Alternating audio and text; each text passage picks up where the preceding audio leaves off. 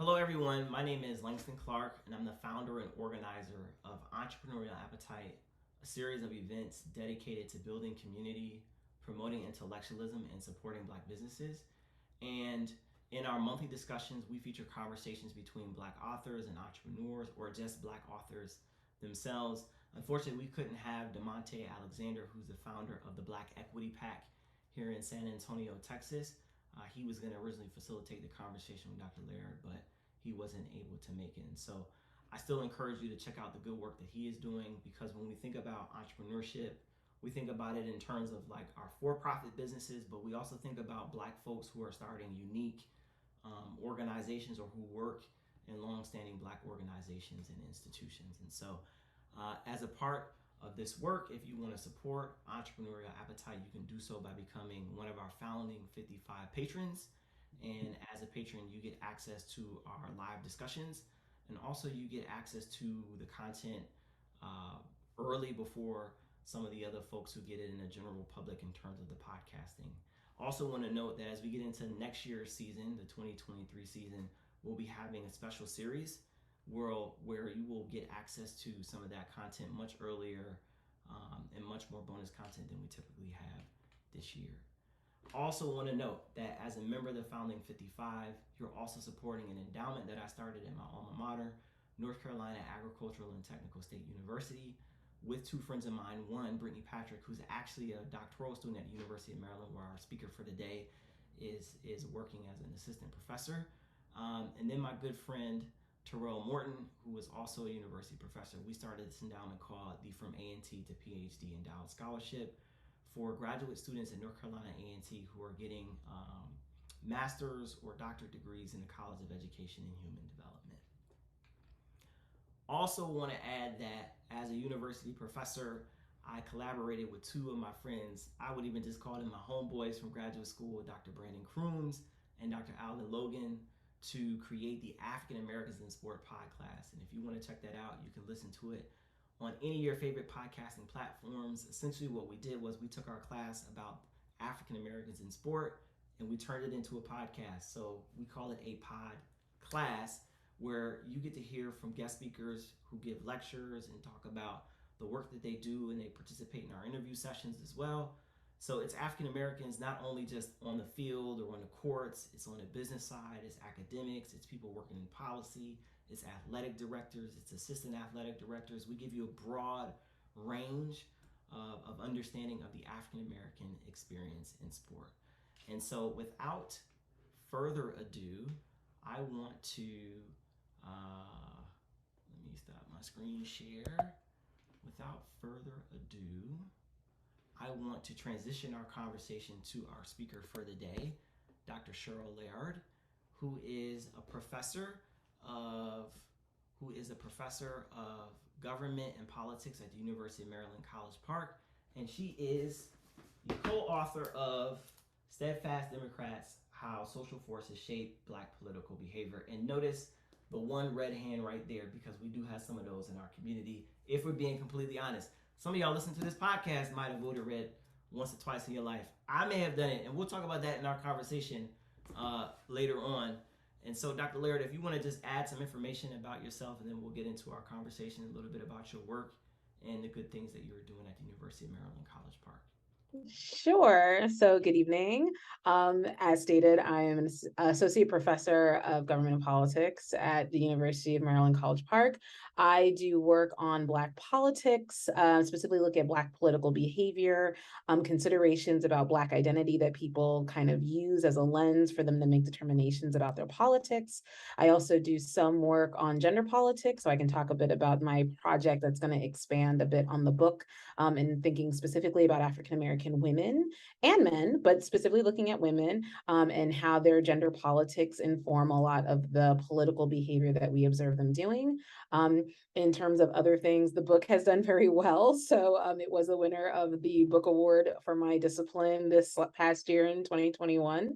It also got a lot of media attention. So I've done some interviews with NPR Code Switch. We wrote a piece in The Atlantic. There was something in the Washington Post, the New York Times. And recently, I even did an interview with Newsweek about Black conservatives and the rise of Black conservatives, Black Republicans that are kind of becoming more in the forefront of the Republican Party, as well as running for political office. So that's just something to pro about my work. And I'm definitely excited about this conversation and look forward to your questions. So, Dr. Laird, one of the things that I don't typically do is get into like the history of our authors. And so I think you have an interesting background because I saw on your Vita, which is like your resume for folks who don't know that, who aren't in academia.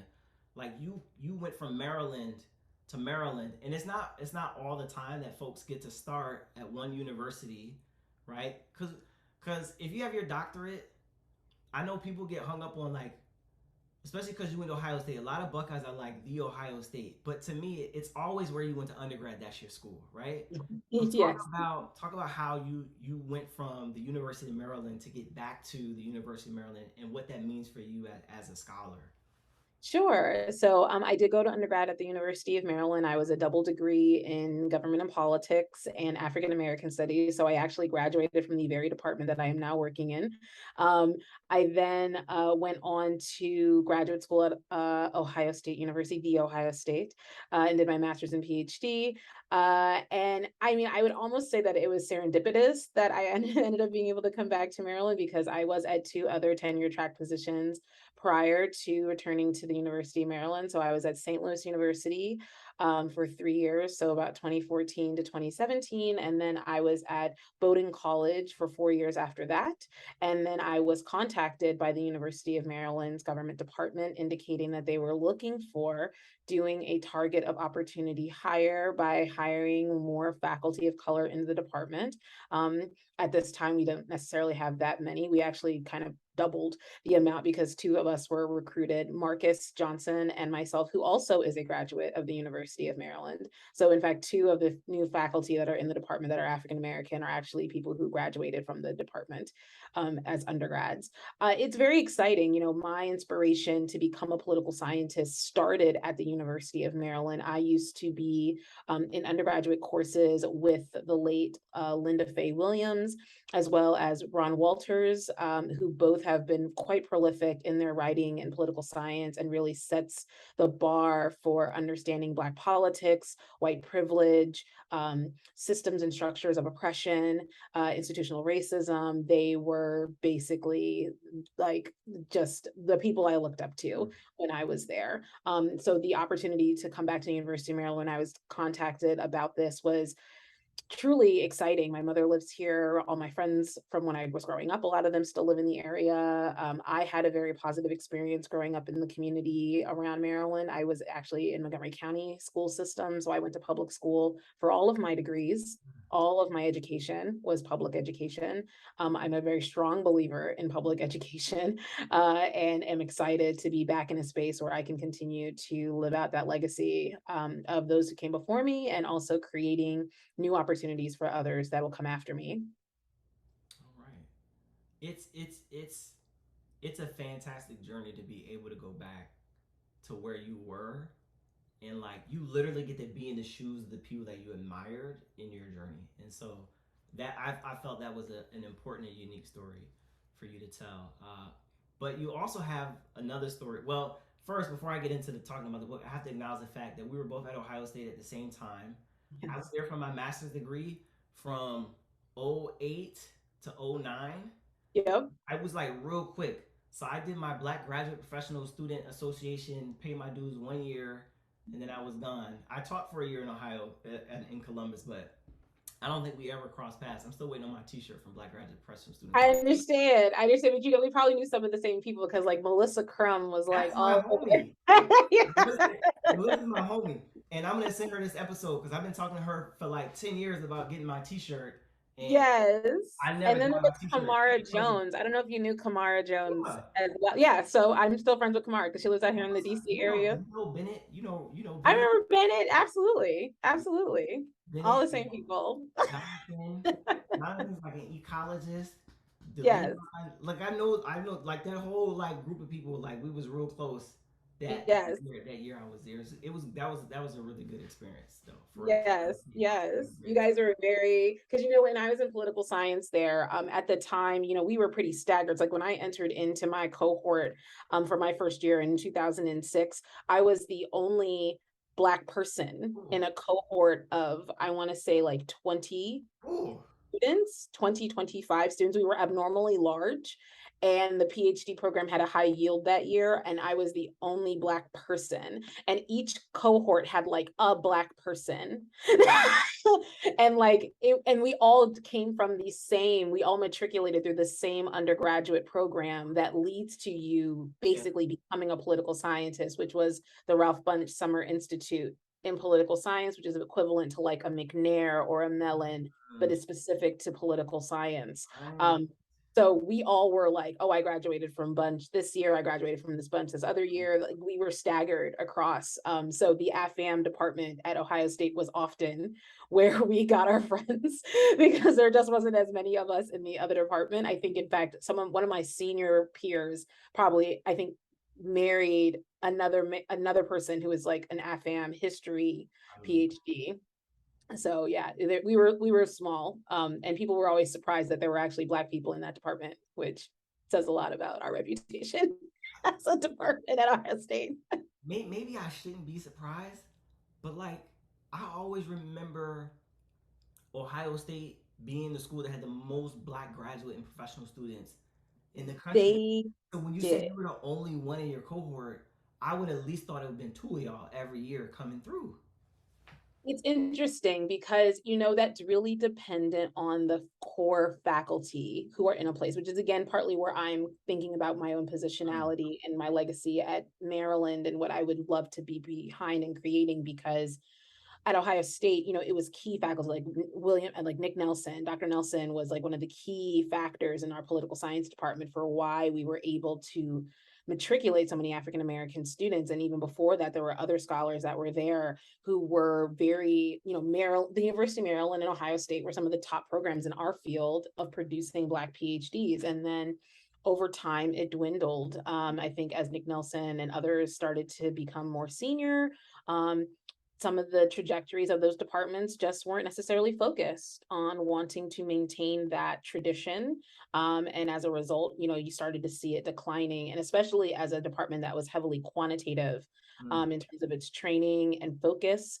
That also, I think, led to application assessments, I would say, that often didn't yield as mm. many students of color as it could because the expectations for one's entry into the program were high because of that quantitative rigor. But I think it often meant that they were underestimating the capabilities of a lot of students. And I was not the strongest quantitative student, and yet here I am Right. as A a lot of stats in fairly this book. fairly good quantitative scholar. So my hope is at Maryland to kind of return back to a period where we were really Yeah. putting in that investment into Black intellectuals and Black minds to be out there in the field asking the questions that nobody's asking. So I'm gonna hold the book up again because we're gonna start talking about it, and I think it's interesting that you get to go back to where you were to be a faculty member, to be a professor, to be the person who mentors the next generations of masters and doctoral students through. And I think what a lot of people don't realize who maybe aren't in academia is that you build on the prior knowledge of folks behind you. And so before we started talking live for the podcast discussion, you had mentioned that part of what this book is a foundation for folks to continue doing similar research about this, how social forces impact Black political behaviors. And so as we transition back to the book or to the book, can you tell us the story behind the book? How did you and Dr. White get together, come up with the idea, develop the study, and go ahead and make this thing happen?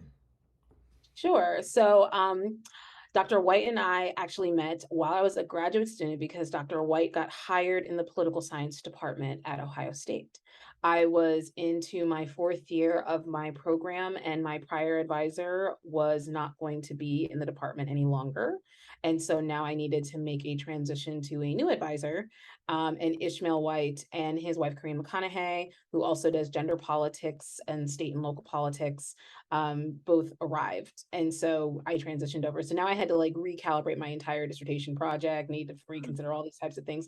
Advisor switches are a lot of work, but nonetheless, it transitioned. And I was interested in looking at linked fate and looking at instances of emotional connection with this feeling of group connection, right? So linked fate is this concept of, do I believe that what happens to the group has an effect on my own individual life? And if I feel strongly about that, often that is predictive of all kinds of behaviors we see of Black people. Like it predicts them supporting Black candidates, predicts them supporting racial policies. It's defining often to the lens in which they often view explicitly racialized spaces. And so that part of it was where my dissertation was going to be kind of re-examining some of the material that already existed, the scholarship that already existed. And Ishmael was like, okay, well, I want to do this other project too, where we kind of maybe take some of that thinking, because link fate was also seen as the predictor of democratic partisanship. Mhm. He was like, but that's not necessarily the case, because you Hmm. know, and I know. And so then we started just talking about what it means to be Black and how our Black politics work and our intuition on why linked fate actually doesn't seem to be as predictive of democratic partisanship in the way that people kind of assume that it is predictive. Because Dawson's book in 94, Behind the Mule, was seen as like the seminal text to tell us about Black politics. And it does a lot of work. It is still should be read, is like required reading, should be read, should be built from, because I think he leaves a lot of pieces there that are of value and important to scholarship going forward. But this was a thing that we just couldn't find support for with the data. And I think even Dawson himself probably wasn't necessarily trying to make this strong claim himself either. But he did think it was something that was informing the partisanship. And so once we thought about that, we then sat back and said, okay, but if we think it's not linked fate, then what is it? What should we be thinking about the lived experiences of Black people that would create this unique phenomenon? And one of the things that we thought about were our social connections. Like Black people are social people. We look at other literature, even like Melissa Harris Perry's book, Bibles, Barbershops, BET, Everyday Talk, Black Political Thought. She wrote that back in 2004. But when she writes that piece, she's speaking about how Black ideology, Black politics is found in everyday conversations. It's an everyday talk. It's being at the barbershop, it's watching the TV, it's just such a very regular part of where we are, where, in other communities, I would say particularly, amongst white communities, oftentimes talking about politics is seen as like a faux pas, right? Like it's a thing you don't do, it's a thing you avoid, it makes people really uncomfortable. We were like, Black people like to talk about politics. We talk about politics all the time. We talk about it with each other. We get in debates about it, but there's clear understanding about partisanship. Like that, if anything else, is clear as day. And so Ishmael and I decided from there that let's really start to problematize how we prove this behavior. How do we prove that Black people just know? Like they just know, we just know. We know from what we hear, what we converse about, what we talk about, how we talk to each other. We know. And so we started to unpack it from there. It was like, okay, well, we need to probably come up with a way to design this. We need to theorize about, what will we call this? Like what is this phenomenon? And what we settled on is this argumentation around, even as we see, because we have to kind of come up with like the counterfactual, right? Like this is the big thing for political scientists and people who do like scientific modeling and testing, right? Is you need to come up with one hypothesis to test and expectations, but particularly you also need to demonstrate why is someone who should be doing something not doing that thing, right? Or if they are doing that thing, why are they deciding to do that thing when they should be thinking that they could do something else? And one of the things that we looked at was Black people in terms of economics, right? There's a good amount of Black people, not the majority, but there is a sizable portion of the Black community that has moved up in class status, who as at a higher SES bracket. I mean, we are among those people, right? As professors, we are, in a space where someone any Black person really, but particularly those who have moved up in class are at a position where they could rationalize a calculus that would say that I could come up with a rationale for why supporting the Republican Party would actually be supportive of the Black community. They would come up with it, right? They would probably dovetail it off of like Booker T. Washington. They'd be like, yeah, like what he said, right? Like it's important for Black people to have their own and do their own and all this kind of stuff. And so then we said, okay, but we don't see that. Like what we don't see that class wise, and we don't see it with Black conservatives. People who actually identify as Black conservatives, we don't see them doing that as much as one would expect them to do, especially since they are the most likely to have a calculus that would say that's what I should do. So And we are, I want to pause right there just for a second, yes, because what we see on TV, Candace Owens, Larry Elder, like there's a whole new like young millennial Gen Z group of them, and those are outliers. Like yes, that's TV. That's not the norm. Cause we all know we got some conservative people in our family, you know, some moderate people. We not the most liberal people in America. Like if we being honest. So what we see on TV about Black conservative, that's not a true representation of what it means to be a Black conservative. And I have one personal issue about Black conservatives on TV. They talk to other Black folk as if we don't know what those arguments already are. yes, You know what I'm saying? Like we know. yes. Candace Owens' book is entitled Blackout: How I Made It Off of the Democratic Plantation. In my mind, that book is not actually written for Black people, Yeah. right? It's made for a white audience. And I mean it's smart. Like Mm-hmm. I'm not even mad at sis. Do what you need to do to make your coins. If this is how you want to feel, do you want to do this? But like that is strategic. That appeals to white individuals, especially those who don't want to be considered racist. Yeah.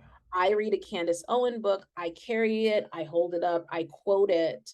I sound like an informed white person because I am quoting a Black person who I look up to and is aligned with my politics, since the Republican Party is, for all intents and purposes, the party of white people, and that the majority of white people vote for the Republican Party, right? So like that thinking was something we thought about, right? The conservatism. How do we have people who are conservative, who are fiscally conservative, who may be religiously conservative, who are socially conservative, who have reasons, rationales, often tied to their economics, even SES status, to behave in a way that would be more in alignment with the Republican Party's platform, and they don't. And we said that that is because it's more than linked fate, it's the social aspect of this, right? It is who people talk to, which relational ties people care about, and a clear understanding of a expected behavior, which is we vote with the Democratic Party. And that is something that has crystallized over time. Used to be the Republican Party, now it's the Democratic Party. But that this idea of supporting the Democratic Party is one in which it doesn't just originate from nothing, and it's not sheep behavior. This is a strategic decision Mm-hmm. that a group of people are making as being an empirical quantitative minority, as well as a status positioned minority, even though we comprise the global majority, but nonetheless, as a minority, that in the society in the US, that if it is a system and structure where it is a two-party system, winner take all, majority winner, majority who wins the votes gets the votes type of system, we are constrained to be able to effectively influence politics if what I'm trying to get out of politics is things that are going to improve my life. But in order for it to improve my life, it must be things that actually improve the group, Mm-hmm. because I can't escape. It's like the Franz Fanon inescapable blackness. Like I'm Black.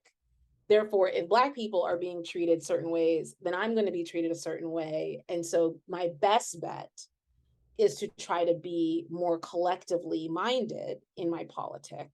And I almost feel obligated to, in some cases, even if I have reason to do otherwise, because the community has let me know what is expected of them, and also if I did not follow that, what the repercussions would be for doing it. Mm.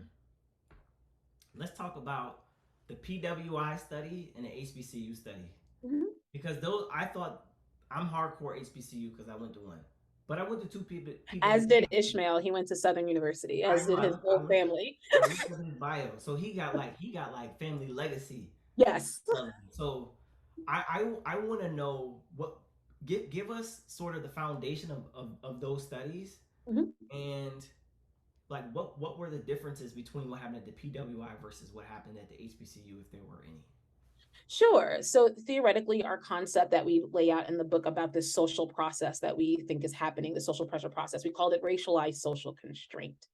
And we argued that theoretically, there are kind of like some key tenets to this theory, particularly, right, that there's a long history and understanding of how people behave in the group in terms of an expected behavior. We borrowed from social psychology's theory about role identity, and that people understand that their role as a member of the Black community is to follow this expected norm of behavior. And we had to establish that something is a norm. To establish something as a norm is very, very hard. So when you guys are reading the front part of the book, a lot of that was norm establishing, like collective action behavior, group-based political action.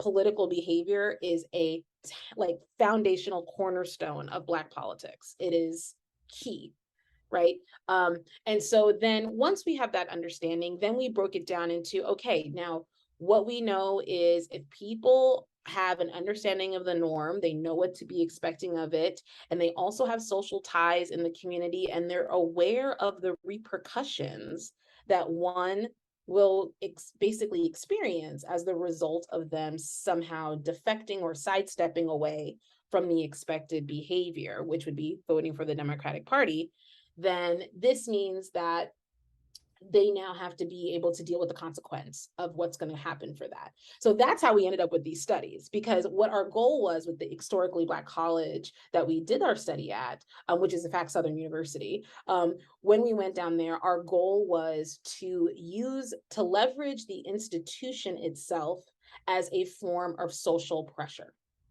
Right. So, what we were going to do is create a scenario where people had to choose between their self interest motivation, like a monetary incentive, versus a group interest motivation. And at the time, this was like 2012. So, it was like the Romney Obama election.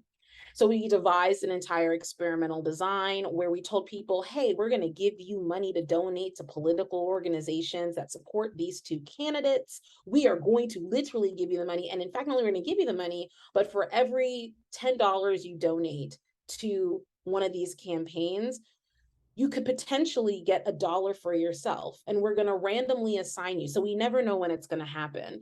But in fact, we did, right? And we debriefed them after it's done because it had to get through IRB. But essentially, the goal was we want you to be in a situation where you have been placed into the category or the situation where you are going to be able to donate money that we have given you. And you now have to make the decision to donate it to Mitt Romney, because the Mitt Romney scenario is the one in which you will get an individualized personal monetary benefit. So we gave you $100, you decided to give, or we gave you $10, you decided to give $5 to Romney, we would give you $5. Like you would walk out with money in your own pocket, right? And nobody would really know what you were doing per se when you did this. Now, in the case of the HBCU, what we were able to do is say, okay, well, in one condition, people won't get any incentive for any candidate, and we just want to see what they're going to do. That's our baseline. And then the next condition, it was like, okay, well, now we're going to give you this incentive to donate to Romney so that you can get a personal gain, but you have to make that decision on your own, right? So then people have to decide what they're going to do. And in the third situation, we said, okay, same premise, same incentive, except now we have to publicly notify people about campaign or political organization donations. And so as a result, we are going to publicize this in the student newspaper.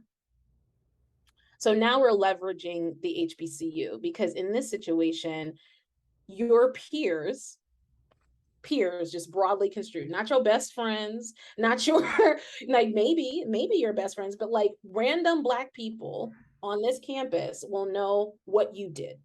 They will know that you gave your money to Mitt Romney. And what we see there then in the comparison is that in the control, most people gave their money to Obama. In the situation where the incentive was there, but people wouldn't know what you did, people seemed more likely to give to Romney because now there was a self-interest motivation. And then when you got back to the constraint of now letting people know at the school what you've done because of the public announcement, people returned back to where they were in the control. And then we found further that the people who had more of that they were willing to sacrifice their social ties for money were more likely to be the people to take the self-interest money, like the incentive, than people who did not put their social ties over the money, right? So I think that's a big thing as well, because what it says is that even in the absence of pressure, most Black people understand the Right. expectation, Right. right? And so when we did it at the PWI, we switched it up there because what we got from a lot of people was, well, how do you know that the pressure is actually racial? How is it just not maybe a peer being in the presence of them? So when we were at a PWI, we were able to actually leverage white people participating in the study with the Black respondents. And so we set it up where people were paired into pairs, and they were making a very similar type of decision about donating to these political organizations that support one of the candidates. And in this case, we had white and Black people who were in on it. They were part of the study, but they were pretending to be people who were subjects in the study, like participants. And we told them, hey, okay, so this is what we're going to do. You two, the respondent, and you are going to walk up here. We're going to tell you about this whole thing that we're doing, giving people opportunities to give money to campaigns. We're going to give you the money, so it's no money out of your own pocket. And then you guys are going to go in this room and you're going to make this decision about who to give to. And the Confederates were told, the Confederates being the people who participated, not Confederate soldiers. Yo, when I read that, I was like, I had to think about that. I'm not a quant person, so I never Yeah, heard the term used that way before. I didn't even they remember call them my quant classes Confederates. in the doc program. I was like, Confederate. Anyways, go ahead. I'm sorry. It's such a weird term, but we were not necessarily keen on it for the study either. But that is the technical term. But basically, the people who are in on it, like y'all, part of the study too. You're in on like the whole process. And we told those people when they walk in, they need to immediately say, "I'm giving my money to Barack Obama," and put all of the money that we gave them into the box and walk out. So, because in that case, too, not only were we able to now individually assess, is it racialized? Because in one case, the subject or respondent is going in on their own. In another case, the participant is going in with the Confederate, but the Confederate is white. And in another situation, a participant goes in, they're going in with the Confederate being Black. And it's random assignment, right? So people are being randomly assigned to which one of these conditions that they're going to be in. And again, the goal here is one, a clear statement of the norm, and two, who creates the pressure to conform to the expectation? And what we found is that the donations that were given to Obama were the highest in the condition where a Black respondent was going in with the Black Confederate, and the Black Confederate was making the statement of the norm, acting on that statement, and then walking out. Right. So we were able to really pin down that a white Democrat, like, because the concern normally with white people and this type of social pressure is that I actually don't know where most white people might be in their politics. Like, I can't just look at a white person and Yeah, know that. facts. And, right. So, like, in this case, we actually made it very clear the white person that's in the room with you is a Democrat. Like, they are a Democrat because they're about to give their money to Obama. Does that do anything for you in your behavior decision? Because in this case, you could choose to give to the campaigns, you could give to the Romney one or the Obama one, or you could keep the money for yourself. The Black pressure condition was the one that did the most, right? So it led to higher donations to Obama. It led to higher support for him, less people pocketing the money for themselves, and more likely to give the money to Obama when they were aware that another, and they don't know that Black person. They don't know them. They'll never see them again. right? So doing it at that white institution allowed us to have the white Confederates, which made a big difference in us being able to test that. Um, and it was more individualized because I literally had to walk around with like a gang of people. Like I had, because we also gender matched. So if they self-identified as male or female using kind of a binary gender scale, which is constraining, but still nonetheless, that was what we had. So if they said that they were male, then we paired them with a Confederate that phenotypically presents as male, and the same with a woman. She said she's a woman, another person who phenotypically presents as a woman. And so that meant I had 4 people with me at all times running the lab at the location on the campus when we were doing it, because I had to basically interchange them as different people were coming up who had been assigned to different conditions. So it was a lot going on there, but it worked out really well because it made it very clear that Mm. if the question of pressure and expectation is being thought of as being just any Democrat, um, that no, this is a racialized phenomenon. Black people care about what other Black people think a lot, We do. like a lot. And often I think the legitimacy that that is given and the credence and the understanding of why that is important is incredibly diminished when people talk about it in politics because they think it is just a fleeting passing thing. There are two like key concepts that stood out to me, that seem similar but are different, as you've already explained. But I'm going to ask you to kind of revisit those. Linked fate versus racialized social constraint. What's the difference between those two concepts or ideas? Sure. So linked fate comes out of the literature actually on common fate, which is interesting because common fate actually is something that comes from the gender studies literature, right? And this idea of, if we want to understand why more women are not kind of seeing themselves as women, like what's some of the problem with why that happens, right? And they talk about, this idea of the common fate and that women don't have necessarily high levels of common fate. And part of the reason is because they're typically in spaces and places where men and women are present, let alone fluidity within the gender space, right? So like they are not the highest levels of kind of woman's consciousness that you then observe are typically in all female, all women spaces, Right. like a all women's college, right?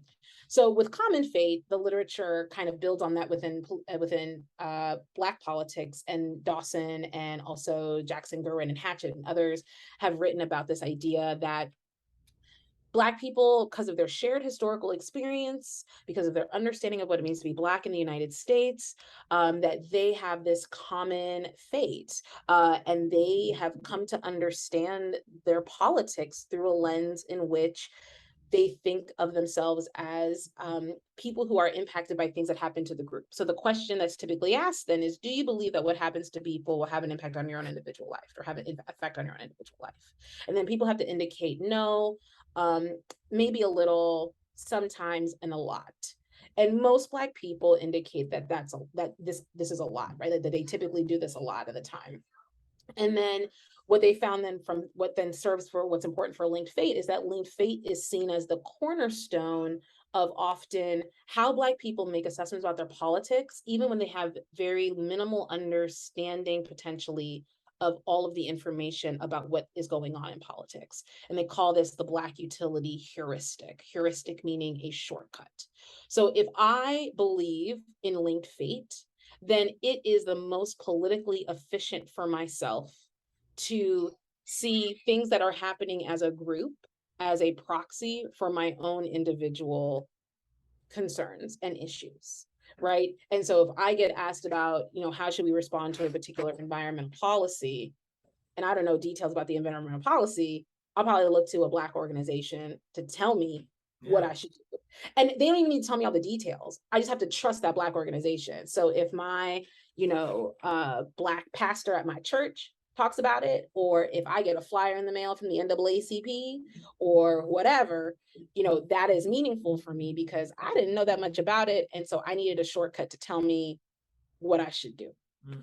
Um, the difference there within racialized social constraint is that linked fate is an individualized within self assessment, right? Like I'm assessing this, I observe the political world, and I'm making assessment of myself.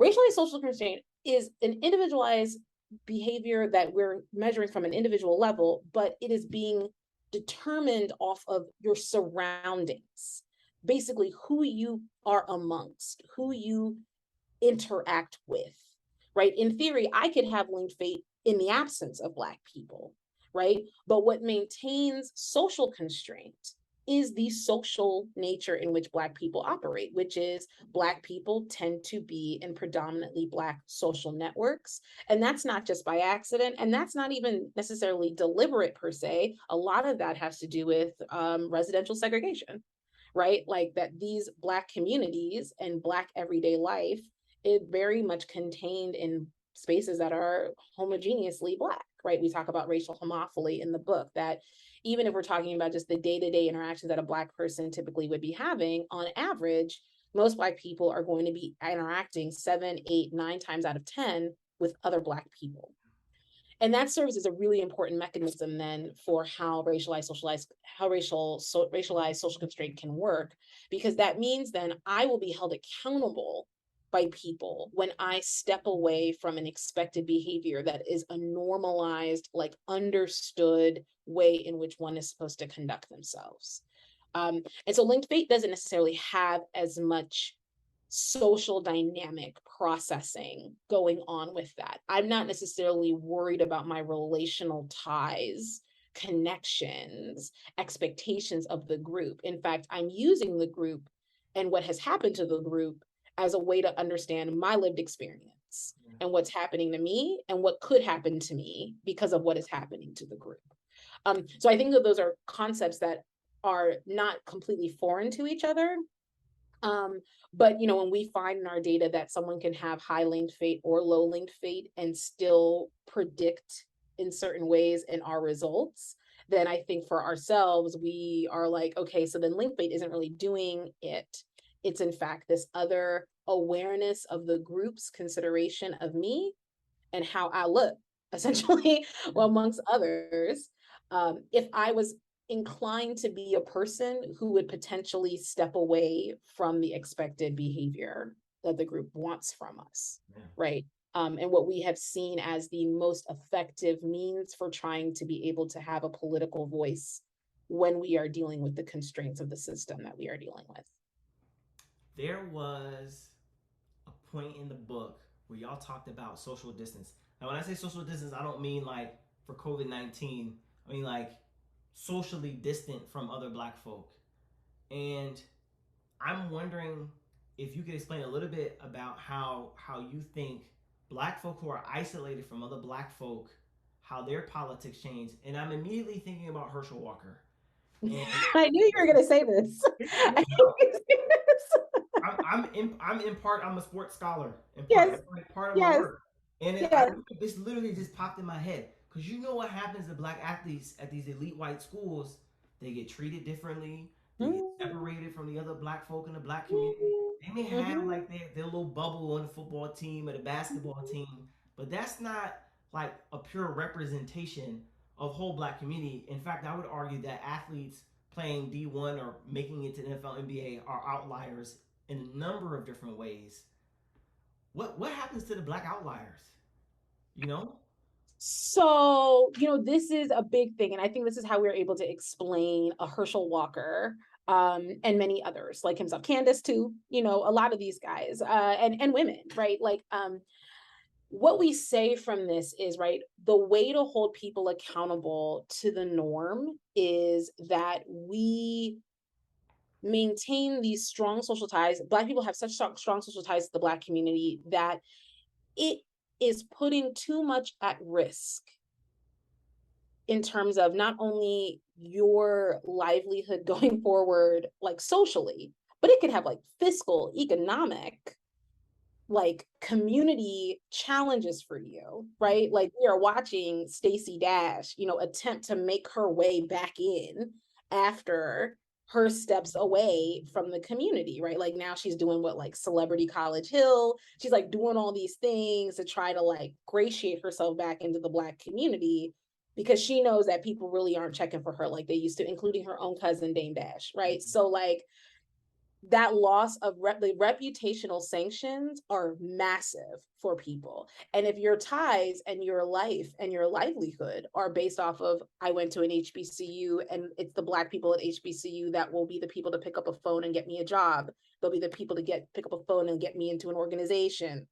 I want my kid and Jack and Jill. They'll be the people on the phone to talk to them about that. That they'll be the people that I call on for whatever I need. I have a legal problem. I got to call somebody, right? So you have to worry about not only how you would be seen within like your own peer group, family, friends, and people that you know, but also in how you will be seen by other people within the community with a known understanding of how this is supposed to operate for you. And I think that what we see with someone like Herschel Walker and Candace and others, as your social circle becomes more diverse, as that circle stops to be as much as defined or at least comprised of empirically predominantly Black people and more non-Black people, in this case white people, enter into that space, the less you feel the pressure of the expected norm of behavior, which is democratic partisanship. You will feel more comfortable, especially if you are one of these people, like I talked about before, that places money over social ties. Yeah. If that is the case, then you are not worried about the loss of the social ties because you're just trying to secure the bag. And you are surrounding yourself in a social environment that reinforces the decision that you have made, right? No one's interrogating that. In fact, what we typically hear from Black conservatives, and if you read the books like Leah Wright Rigueur's The Loneliness of the Black Republican, and even some of the other books that have been written by Black conservatives, they typically talk about how much they've been called Uncle Toms, how much they've been called, sellouts. And honestly, that is a reputational sanction. Like it is, in fact, one of the few things that Black people have to be able to create a collective action behavior when many people could just decide not to do it. So this is the power that is there, is to keep people from slipping away in ways that would be dangerous for the group as a whole. Which is why you only see a few people kind of decide to do that, because those people are willing to take the risk that comes with that, because they're not necessarily concerned about the social loss. Right. They've made up for it with white peers. And they also maybe is prioritizing that monetary and reputational benefit that they're getting from their new social ties over the ones that they lost, which would explain Herschel, in my opinion. It would explain Kanye West, in my opinion. I mean, you go from being out of the shy mother with a PhD and with like African American history, you hanging out with Jay-Z and Beyonce, you move to Brentwood uh with the Kardashians in your white on white on white on white on white house in that neighborhood. You lose your social tie to Beyonce, Jay-Z. You lose a lot of the Black friends that you used to have. Suddenly your ability to come out and say something like slavery is a choice feels real cute, because nobody really was there to check you before you decided to go and say that, because your comfortability with speaking in that kind of way publicly has changed as a result of the social space in which you put yourself. I never thought about it that way. I just Yeah. thought Kanye having breakdown. That's And what I then thought. on top of that, I think on top of that, that is the case. But I think, watching him try to walk that back, I feel like something went off in his brain. He was like, that's probably not good. Where, like a Clarence Thomas, also interracial relationship, open white wife in terms of where she sits in her politics. Yeah. And he's part of the Federalist Society. He went to Yale. He graduates and is part of, a particular set of people coming up the ladder within his work in federal government, right? He gets put up as the pedestal of, we need to protect Black men by white Republicans in his own hearing process, right? To demonize a Black woman, right? About what she's doing. And she's part of the system, right? Like she's the big bad hand of the white man coming down on this Black man, right? And so he is now positioned in this way too, where, right, his social ties, you don't have to really worry about what Black people think of him. I got a question. This is not one of the questions we went over at the beginning, but I've been wrestling with this. Okay, before all this stuff that just happened in Supreme Court, I was wrestling with Freeway Ricky Ross, the real Freeway, Yeah. not the rapper. Yeah. Gets out of jail, comes Yes. back. He's welcomed back into community. It's, Yes. there's not a lot of critique in my mind. He killed a lot of babies. There's a lot of Hmm. lot of crack babies, Hmm. a lot of moms, dads, families broken, destroyed because of that. He never killed anybody. He was a non-violent drug dealer. That's part of the story. But he did a lot of damage. He gets to come back. Is like if you had to put Freeway versus Clarence Thomas, who's Yes. worse? Who's worse? I feel like Black people would say Clarence Thomas. Like Yes. they will Yes. always say Clarence People Thomas always say Clarence Thomas.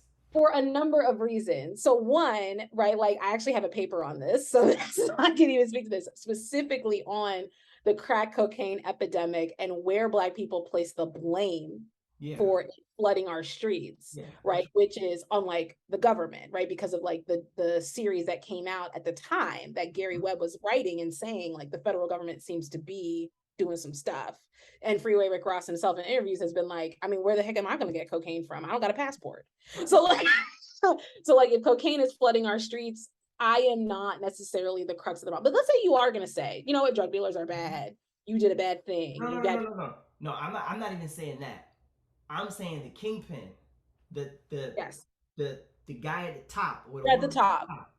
You're at the top. They Right. still don't pick it because I feel like Clarence. It depends on how you define damage. That's true. Facts. Right? It would True. depend on how you define damage because I would say that thinking about kingpin drug dealers, I mean, Jay-Z got a whole career and I he don't was know. a jerk. I don't know if Jay-Z was a kingpin though.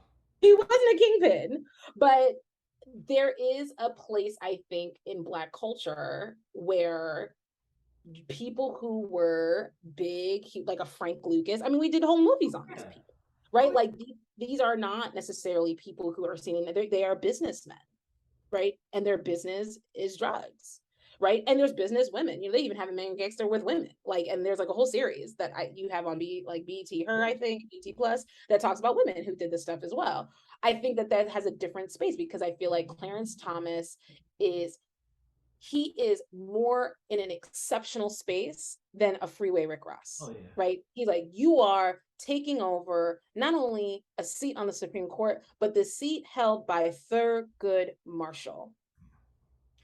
You have huge shoes to stand in, huge shoes to stand in.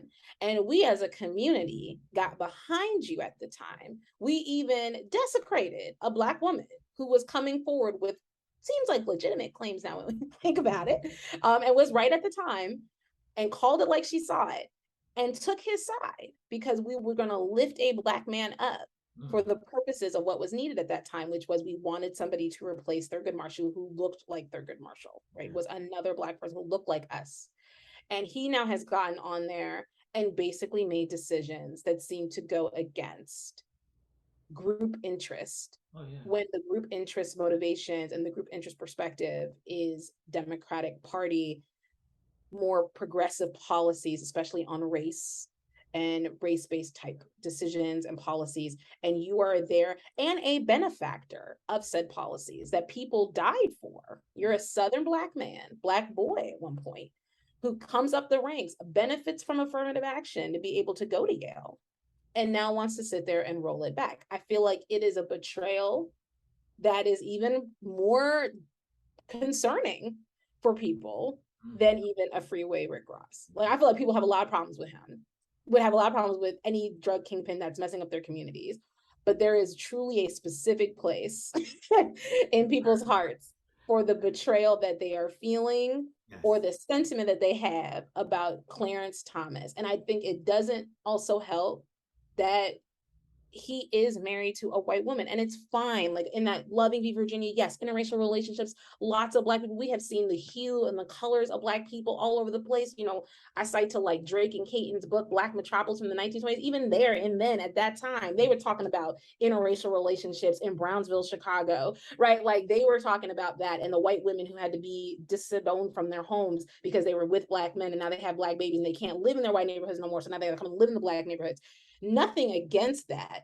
But I do also think that that is just another piece of the puzzle that people are like, nah.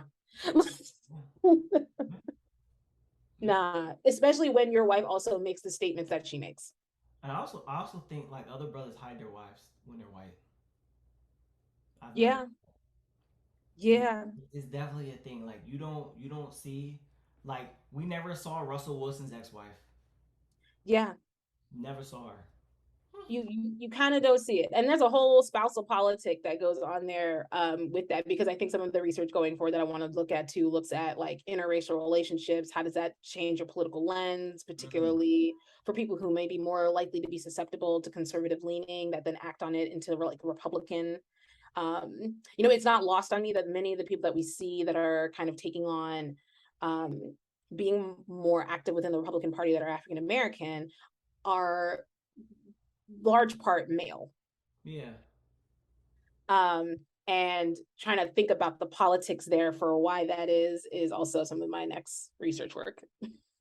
Before we get into that, I want to ask this question, and then I want you to talk about what's coming next. The title of the book is Steadfast Democrats. Admittedly, I went to a forward party meeting, okay? Because I was actually trying to get Andrew Yang on the podcast. Actually, it would have been dope if I could have had you and Andrew Yang having a conversation. That's what I wanted to do. I want to have a Black author and Andrew Yang talking about politics, okay? So I went to the Texas Forward Party meeting, and it's really interesting, right? I was the only Black person there. Mm-hmm. I'm assuming everyone else was white. Not everyone had a camera on. There was somebody there was Latinx or Hispanic because of the last name. Man, but these people were like all over the place. Like they were asking what your political history was. One person's like, "Yo, I voted for Bush. I voted for Obama. I voted for what was it Ron Paul.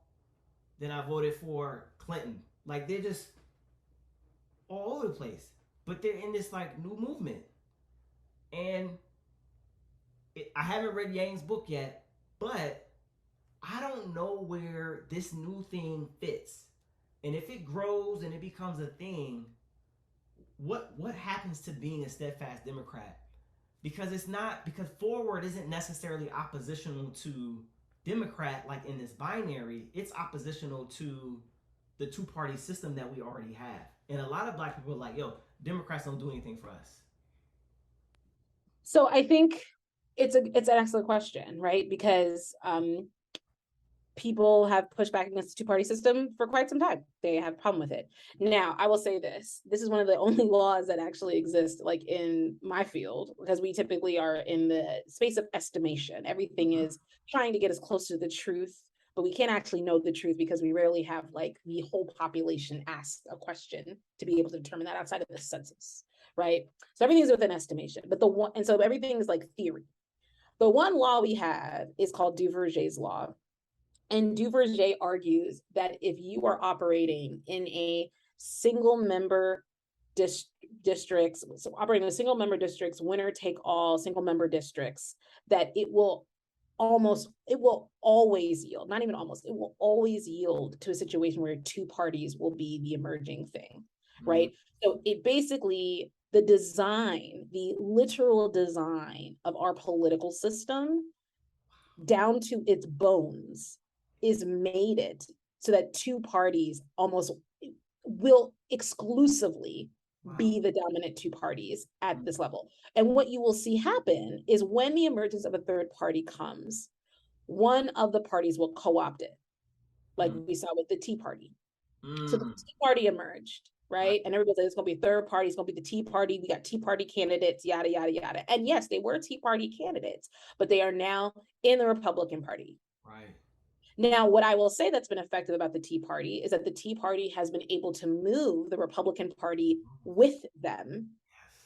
So they've moved them less from the center and more to the right, which is an effective strategy, especially since they've managed to also get their constituents to move more to the right as well, right? Because typically, from a theoretical standpoint, it would actually not make sense to move to the polls. Like you wouldn't want to move to the far right or the far left of any like kind of single dimension type of concept like this, right? Because the assumption there that you're making is that there is a lot of people out there. But if you look at a normal distribution, like basically in stats, if you look at a normal distribution, so the world is all normally distributed. That's typically what people say. Everything's normally distributed. You think about the bell curve, that book, which was, but like nonetheless, right? You think about a bell curve. And so as a result of that, most people should be packed in the middle.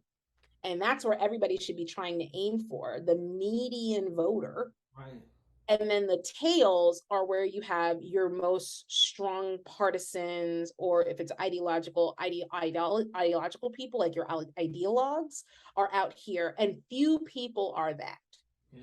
But now when the middle is getting messy and people are actually moving more in kind of this bifurcated, polarized space because the parties are also moving into this bifurcated, polarized space, it then means that that third party has been very effective at taking the Republican Party away from like the era of the Olympia Snows, the Mitt Romney Republicans, even to some degree a Reagan Republican, and moving it into a more openly, politically hostile and aggressive party that it's become, which they support in lots of ways. And so I think for someone like Andrew Yang and his party, what will be big for their survival is one, can they win things at local or state level elections? Because that probably will be the most likely place where they would actually be able to gain some headway, which is not a bad thing. I mean, local elections are decided, school boards are decided at that level, state level elections, state ledge. That means you could change constitutions. You could do a lot of stuff. State level constitutions, a lot of stuff at that level. We often ignore it. We focus a lot on the federal level, but at the federal level, even then, you could probably get some people in the Congress who represent that party, but getting someone into the executive branch, that that's going to be a hard sell. Yeah. That's going to be a hard sell because the system is just not, neither party has an incentive to allow for a third party entrant. Not And neither one. so neither one. So Neither. like when we look back to like 1992 when Ross Perot ran, and it was George H.W. Bush, Bill Clinton, and Ross Perot. Ross Perot was like a third party candidate, right? He was basically this guy with a ton of money, and he was able to pay his way to the podium to be in the political debate at the general debate, right? And when they look at the data, the people that he was able to pull as voters to support him were people who would have voted for George H.W. Bush. Yeah. Right? But never enough for him to actually win. So I think that will be Andrew Yang's consideration. It should be some of the considerations of that party of what Andrew Yang's thinking about. He should be thinking about the coalition, right? If you're describing a meeting where they're trying to garner support and it does not have a sizable Black contingent, that would be concerning for me, right? Because you're not necessarily going to get the white voters. It was a tiny. It's a small group. It wasn't a huge meeting. It wasn't a huge meeting. In there, But I do think, wise, I was probably higher. Like if we compared it to the general population, it was probably a higher percentage of Black people in that meeting than in the general population. in the general population. Okay, so that's pretty good. And then I think then he also then needs, they as a party probably need to think about like, okay, so which one of these parties are we going to really try to influence to meet us where we are at the federal level? Because it may be very hard for us to actually gain sea legs to go for something like the presidency and actually win. And maybe that's not what your goal is. Maybe the goal is I'm trying to put something out there that now candidates have to respond to, right? And I'm less concerned about the win and more about trying to bring attention to an issue, to a concern, to a set of issues with the goal of forcing the candidates to now have to engage in conversation on those issues. But when you look at like local level, state level, I mean, there's like Constitution Party, there's the Green Party, like there are other parties, and in a lot of places they do win electoral seats. It's just a matter of the funding, the backing, the campaigning. Can you get people behind you? You know, they don't have the DNC or the RNC or the DCCC and the RCCC backing them in the same kind of way. So like, where do you get the support to run the campaigns?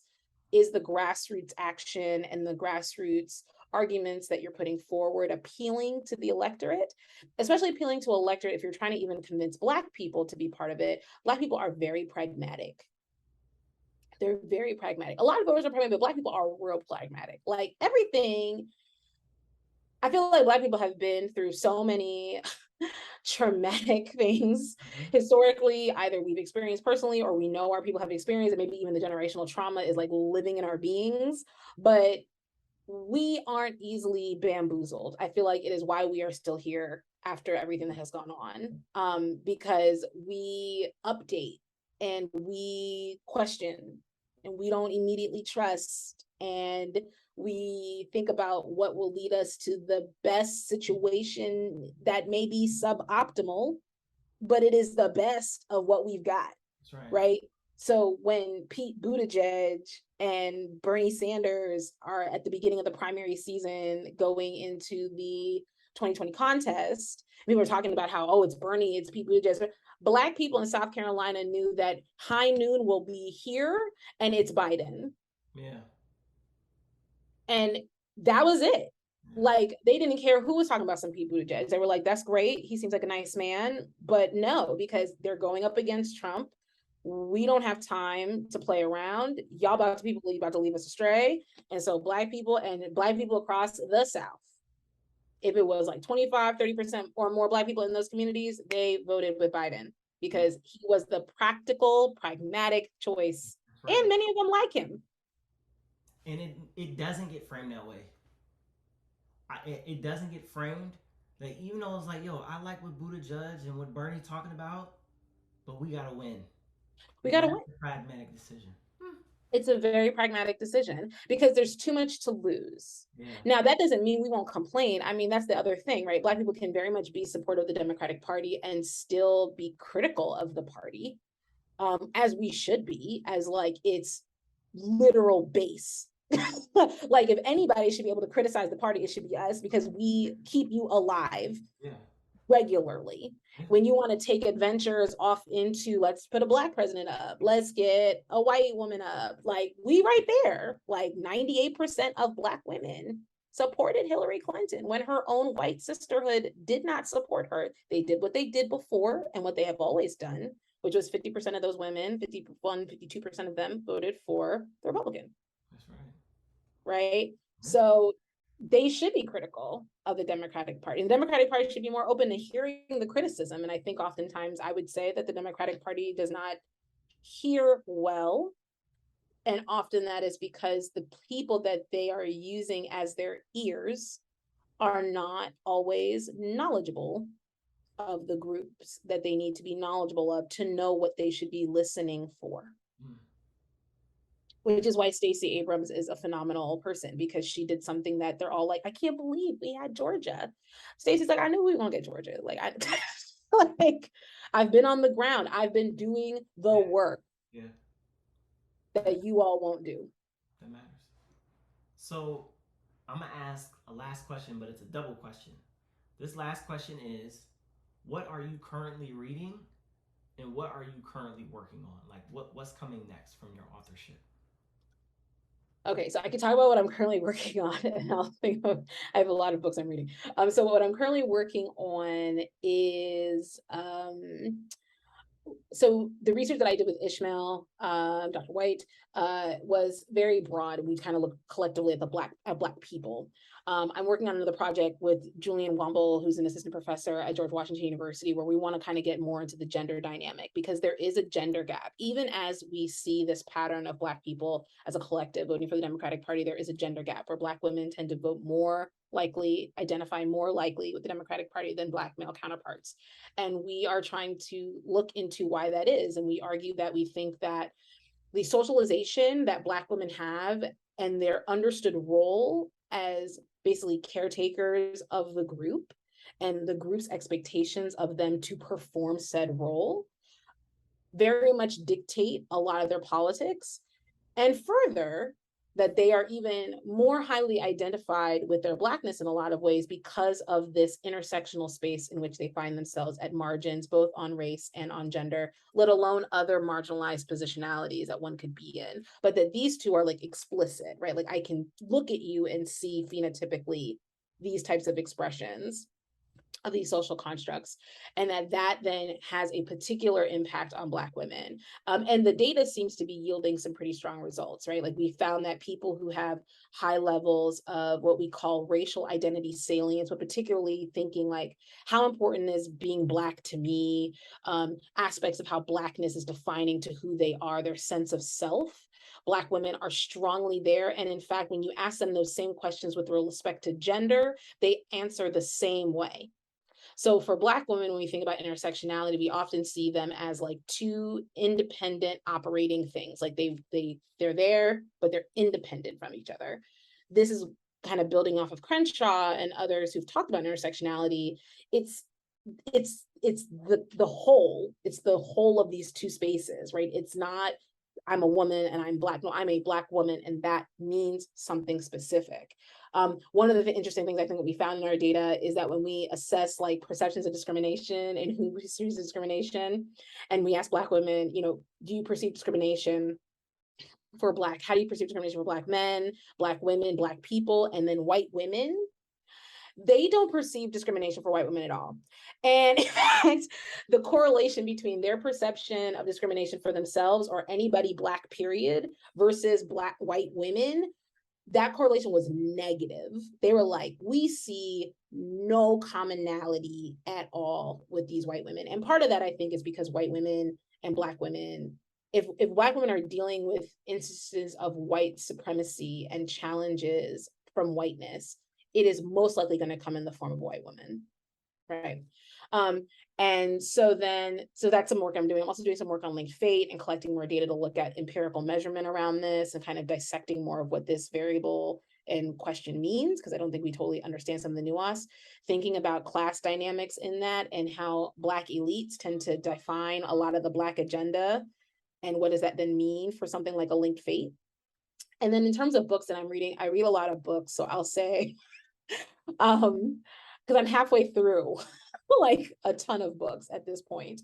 I think one book that I'm reading, I'm like literally looking around my room to see what I have around here. I did start reading a book recently about sundown towns, seeing how this is a book club, thinking about kind of Black perspective, Black understandings. And that book has been really interesting because it just talks about the pervasiveness of sundown towns. And I think even as a Black politics scholar, I have underestimated the pervasiveness of sundown towns. My own hometown was a sundown town. And how one would define that, how one would think about that. I'm opening up my phone to see if I can get my Nook to open here to talk about that. I'm also reading a book called The Violence, which actually talks about another pandemic that has happened, except it's resulted in people becoming violent with one another unexpectedly and unprovoked. So it's a book of fiction, but it is a fairly interesting book. That book is by, let's see, if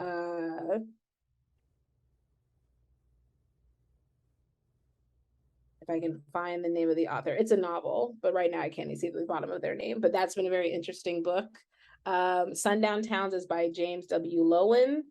So that's been pretty interesting as well. I'm also reading another random fiction book, The Proposal by Jasmine Gilroy. I just thought that would be a fun read.